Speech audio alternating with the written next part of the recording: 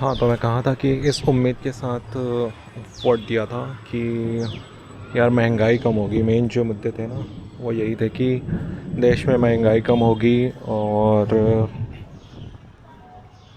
लोगों को रोज़गार मिलेगा, युवाओं को रोज़गार मिलेगा और भ्रष्टाचार ख़त्म होगा, भ्रष्टाचार मुक्त भारत बनेगा।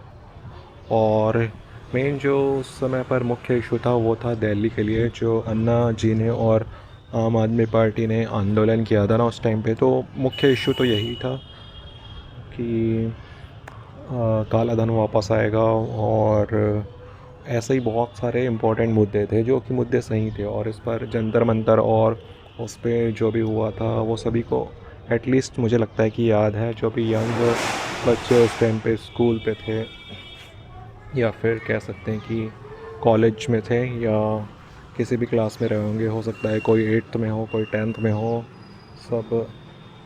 और फिर से बारिश हो चुकी है, मैं अंदर जाकर बात करता हूँ। तो अलग अलग, एक मिनट में,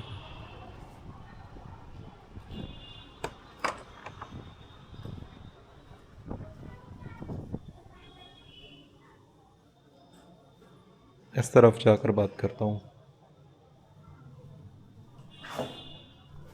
हाँ, तो मैं कह रहा था कि देश में उस टाइम पर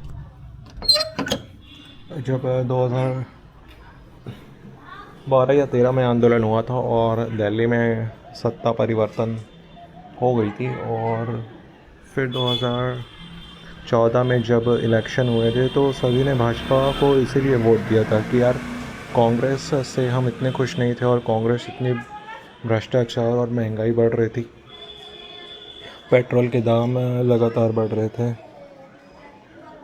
तो ये सब देखते हुए सभी लोगों को यही लगा कि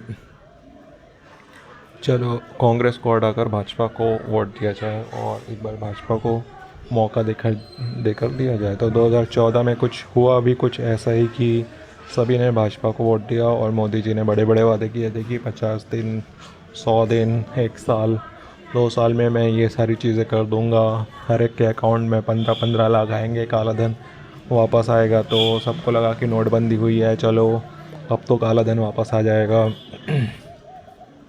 और भी बहुत सारे अलग अलग डिसीजन लिए जा रहे थे और सरकारी कर्मचारियों को चेंज किया जा रहा था कि करप्शन ख़त्म हो जाएगा, अब कोई करप्शन नहीं होगा।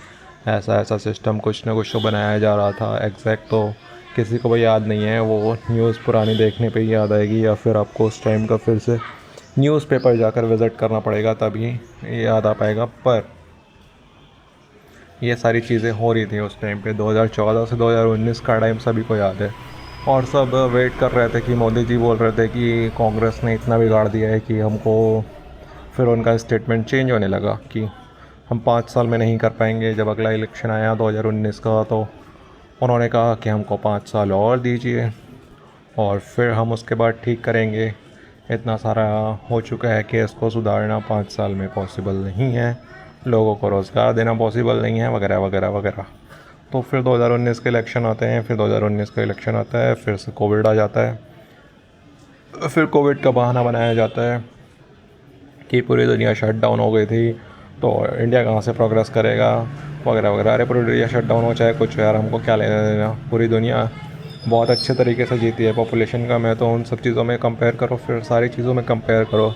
एक तरफ़ा कंपेयर क्यों किया जाता है? पूरी दुनिया में मतलब बेकार चीज़ें हो रही हैं तो वो बेकार हो, और पूरी दुनिया में बहुत सारी चीज़ें अच्छी भी हो रही हैं तो फिर वो अच्छी क्यों नहीं? चाइना हमसे ही तो फैला था ना जो भी वायरस है। तो फिर चाइना कैसे इतनी अच्छी इकोनॉमी फिर से रिकवर कर गई? चाइना ने कैसे बैलेंस बना लिया? क्या चाइना के लिए लॉकडाउन नहीं था? चाइना में तो बहुत सारे लोग मरे थे। तो चीज़ों को करने का तरीका होता है। तो भाजपा गवर्नमेंट ने क्या किया है कि पूरे तरीके से सिर्फ़ और सिर्फ बहानेबाजी की है और काम कुछ नहीं किया है। मोदी जी तो मुझे लगता नहीं है इस्लामी इलाकों की यात्रा करते हैं यहाँ पूरे भारत, जब से वो पीएम के पद पर बने हुए हैं। उनको देखकर लगता नहीं है कि वो कभी भी भारत के ऐसे इलाकों की यात्रा करते हैं जहाँ पे एक्चुअल में इंडिया ना बसता है। जहाँ पे टायर 3 टायर 4 सिटीज़ होती हैं और उससे उसके भी नीचे गांव के इलाके होते हैं, वहाँ घूमना चाहिए। कोई देश का पीएम कोई भी हो तो उनको सबसे पहले वहाँ विज़िट करना चाहिए, वहाँ घूमना चाहिए, हकीकत जाननी चाहिए कि लोगों की एक्चुअल समस्या क्या है, लोगों के बीच रहना चाहिए। पर हमारे देश के पीएम तो जस्ट उल्टे हैं, वो तो लग्जरी चीज़ों का ज़्यादा शौक़ है उनका। कोर्ट न्यूज़ में आता है कि उनका सूट इतने का है, यहाँ से सिलवाया जाता है, ऐसा है वैसा है। दुनिया भर का, अरे नहीं जो ज़रूरत है भाई इंडिया को इन सब चीज़ों की, इंडिया को ज़रूरत है एक ऐसे नेता की जो कि टायर 3 और टायर 4, टायर 1 और टायर 2 में तो कम से कम लोग अच्छे रहते हैं, थोड़ा उनकी इनकम अच्छी है और उनके खर्चे भी अच्छे खासे हैं। लेकिन जब टायर 3 और टायर 4 सिटीज़ की बात आती है, वहाँ जब आप लोगों को देखेंगे तो एक्चुअल जो आबादी रहती है और एक्चुअल जो 80% या 70% पॉपुलेशन है और टायर 3 और टायर 4 सिटीज़ में रहती है अभी भी, और वहाँ की हालत बहुत ख़राब है। टायर 3 और टायर 4 सिटीज़ की हालत जब तक नहीं सुधरेगी और जब तक इन टायर 3 और टायर 4 सिटीज़ को अच्छा करने पर जोर नहीं दिया जाएगा,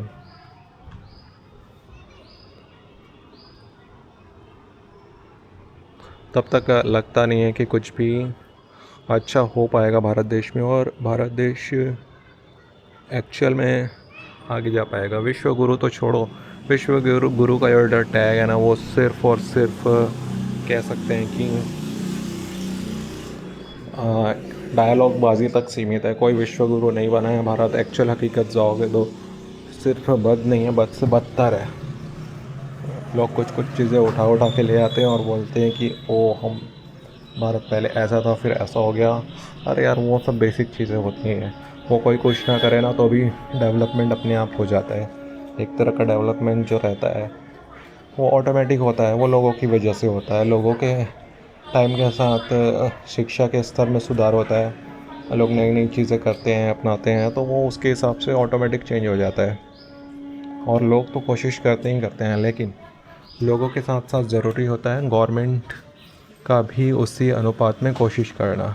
गवर्नमेंट ही होती है या फिर सत्ता में जो भी बैठता है उस व्यक्ति का क्या बोलते हैं मेन उद्देश्य या मेन जो पर्पस होता है वो यही होता है कि लोगों को मोटिवेट करे और सिर्फ मोटिवेट ना करे, लोगों के लिए काम करे यार, सबसे उससे बढ़कर।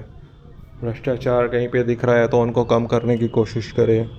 आज वर्तमान समय में भ्रष्टाचार फिर से इतनी ज़्यादा बढ़ गई है कि जिसकी कोई हद नहीं है। और ये सिर्फ मैं नहीं कह रहा हूँ, आप किसी से यार अपने आसपास के मोहल्ले के लोगों से पूछ लीजिए, अपने दोस्तों से पूछ लीजिए। आप खुद काम करवाने जाते हो तो खुद देख सकते हैं। तो किसी भी तरीके से आप कैसे भी करके देखेंगे तो आपको धीरे धीरे खुद पता चल जाएगा कि वर्तमान समय में भारत की स्थिति कैसी हो गई है। इतना ज़्यादा भ्रष्टाचार व्याप्त हो गया है पूरे भारत देश में कि आपको हर किसी भी संस्था में या किसी भी कह सकते हैं कि डिपार्टमेंट में अपना छोटा काम करवाने के लिए भी ना बहुत ज़्यादा पैसे देने पड़ जाते हैं। मतलब 500 और 1000 तो मिनिमम हो गए हैं। आपको छोटा सा भी काम करवाना है तो आपको 500 देना पड़ेगा, आपको बड़ा काम करवाना है तो उससे ज़्यादा, मतलब अलग अलग अमाउंट तो आपको मिनिमम देना ही पड़ेगा, उसके नीचे तो बात ही नहीं बनती है। तो भ्रष्टाचार का आलम इतना ख़तरनाक हो गया है वर्तमान समय में भारत देश में कि सारे डिपार्टमेंट इसकी चपेट में आ गए हैं। और जो अधिकारी या अफसर होते हैं ना, वो तो उसको रोकने के बजाय और प्रमोट ही कर रहे होते हैं। मतलब कहने का मतलब ये है कि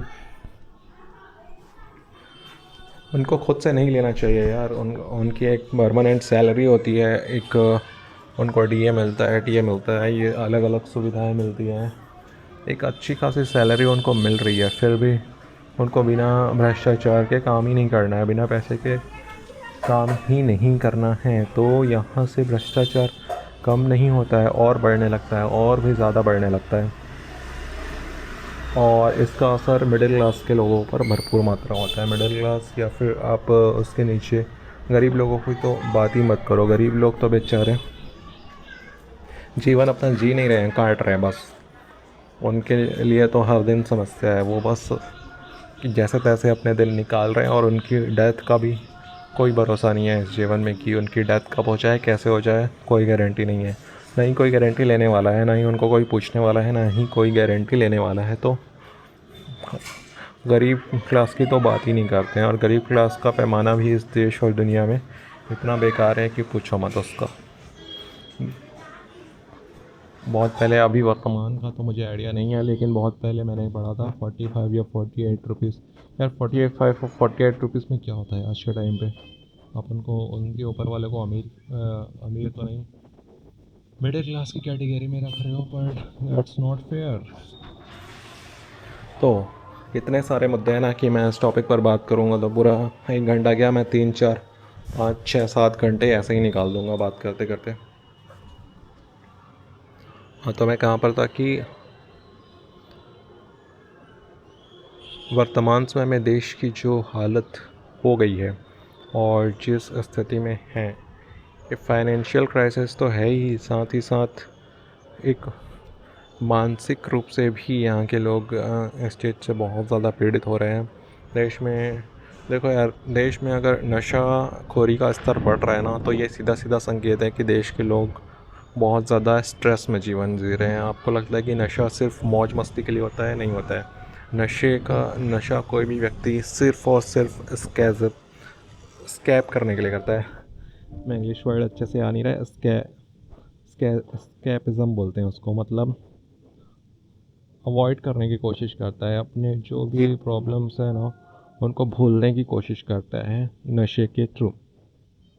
तो देश में बहुत ज़्यादा नशे की ओर, चाहे वो युवा हों या फिर पहले की पीढ़ी हो, जो वृद्ध वर्ग हो, वो लोग भी बहुत ज़्यादा नशे की ओर अग्रसर हो रहे हैं। चलो, मैं मानता हूँ कि थोड़ा बहुत नशा करना ठीक हो भी सकता है, वैसे तो ठीक बिल्कुल भी नहीं होता है, लेकिन थोड़ी बहुत बॉडी झेलने की क्षमता रखता है। और उसके भी कुछ प्रो एंड कॉन्स होते हैं, कुछ प्रो होते हैं, कुछ कॉन्स होते हैं। लेकिन अगर बहुत ज़्यादा नशे का स्तर बढ़ रहा है और लोग एग्रेसिव, कह सकते हैं कि एक्सेस में अगर नशा कर रहे हैं, तो फिर ये भी एक संकेत है कि आपका देश जो है वो खुश नहीं है। लोग लिटरली परेशानी में अपना जीवन काट रहे हैं, आपके देश के लोग।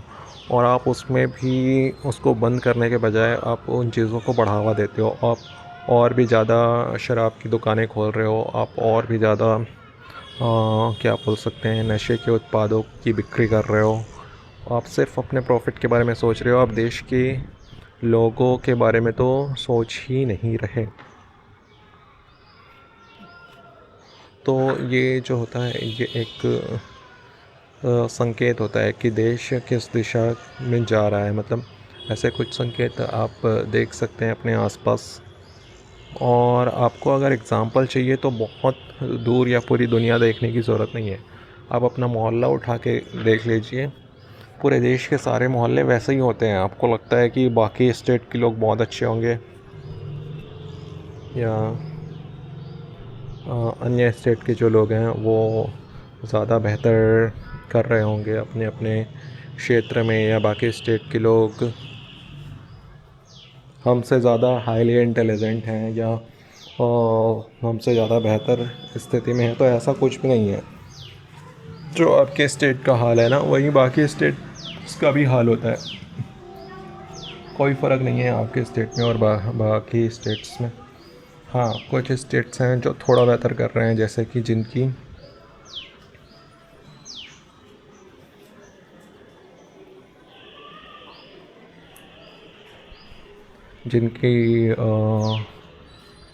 कह सकते हैं कि क्या एजुकेशन जिनकी एजुकेशन जो है वो बेहतर है। कुछ स्टेट्स हैं ऐसे जिनकी एजुकेशन बेहतर है, और जिनकी उनकी एजुकेशन बेहतर है तो वो बिल्कुल कुछ चीज़ों पर ध्यान देते हैं, लेकिन उनका भी हाल उतना अच्छा नहीं है। जैसे कि वर्तमान समय में जो तमिलनाडु के सीएम बने, तो वो जिस हिसाब से फ़ैसले ले रहे हैं तो ऐसा लग रहा है कि जो प्रॉब्लम बाकी स्टेट में एग्जिस्ट करती है वो वहाँ भी एग्जिस्ट करती है। वहाँ भी क्या कह सकते हैं कि नशे का सेवन बहुत ज़्यादा किया जाता था, और स्कूलों के आसपास और कॉलेज के आसपास भी शराब की दुकानें थीं। जैसा पता चलता है कि वहाँ भी मदिरा न, भले ही वो स्टेट कह सकते हैं कि एजुकेशन में अच्छा हो या शिक्षित हो, पढ़ा लिखा हो, लेकिन फिर भी वहाँ भी नशाखोरी की समस्या बनी हुई है। तो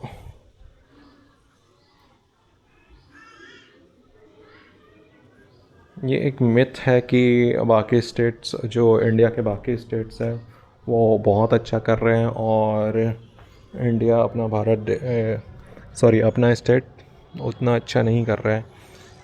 भारत देश में जितने भी राज्य हैं ना, सबका वही हाल है जो आपके मोहल्ले का, आपके राज्य का, आपके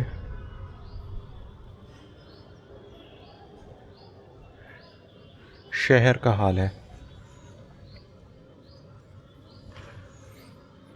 तो ये बिल्कुल भी नहीं समझना चाहिए कि बाकी राज्य हमसे बेहतर है। ऐसा कुछ नहीं है। जो आपको समस्या समझना है तो अपने सिटी को देख लें, अपने राज्य को देख लें। और जो समस्या आपके अपने आसपास आपको दिखाई देती है, वही समस्या पूरे देश में व्याप्त है। भ्रष्टाचारी की, बेरोज़गारी की, नशेखोरी की। तो वर्तमान गवर्नमेंट इसको क्या कह सकते हैं कि सुधारने में पूरी तरीके से नाकाम रही है। और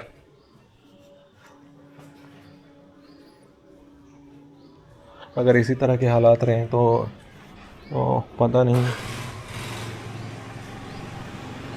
कितने दिन की मेहमान होगी वर्तमान गवर्नमेंट भी। पर वर्तमान गवर्नमेंट का भी हाल बेहाल होने वाला है, और लोगों का मुझे लगता है कि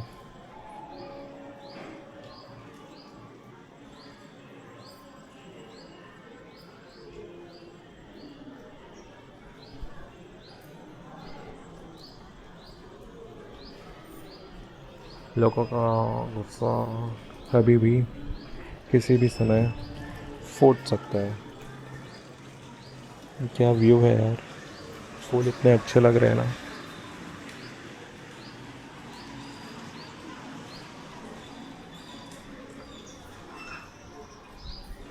हाँ, तो मैं कह रहा था कि लोगों का गुस्सा कभी भी फूट सकता है, और अगर बहुत ज़्यादा परेशान हो गए ना, वैसे यंग एज में क्या होता है कि लोग ज़्यादा जल्दी परेशान होते नहीं हैं, वो हर चीज़ के सॉल्यूशन के बारे में सोचते हैं। लेकिन एक एज आती है जब आप हर चीज़ से फिर बहुत जल्दी परेशान होने लग जाते हैं, और अगर परेशानी बढ़ती रही तो धीरे धीरे एक टाइम के बाद ऐसा समय आएगा जब लोगों का गुस्सा फिर से फूट जाएगा, और लोग लिटरली सड़कों पर उतर जाएंगे। अगर महंगाई बढ़ने लगी देश में, बेरोज़गारी तो वैसे ही बढ़ी हुई है, तो महंगाई अगर बढ़ गई तो एक टाइम आएगा कि लोग लिटरली बाकी जो हमारे कह सकते हैं कि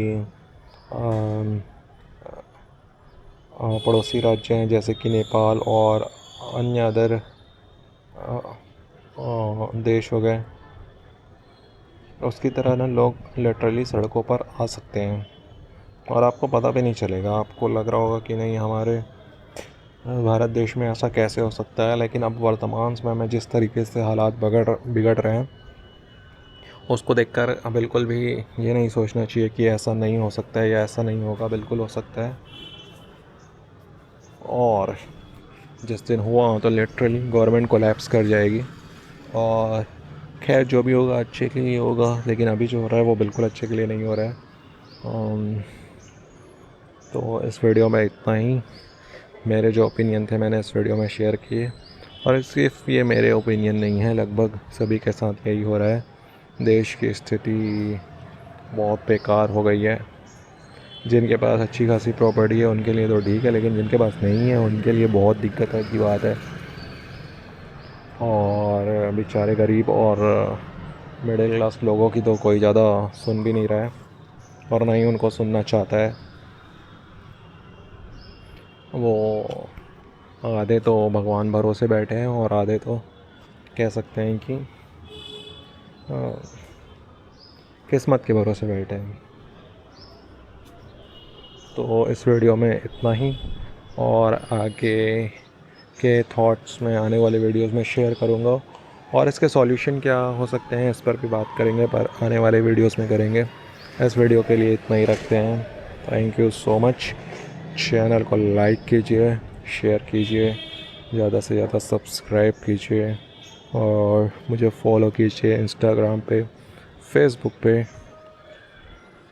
बाकी की बातें आगे के वीडियोस में करेंगे। Thank you so much. और अपना अपना ओपिनियन भी शेयर कीजिए ताकि पता चल पाए कि बाकी लोग क्या क्या राय रखते हैं। अपना ओपिनियन खुल कर रखें इस वीडियो में, ताकि ये समझ पाए कि बाकी देश के लोग क्या सोचते हैं यार, और अपनी बात रखना ज़रूरी है। और सोशल मीडिया के आने का एक नुकसान ये भी हो गया है कि ना, लोग सिर्फ सोशल मीडिया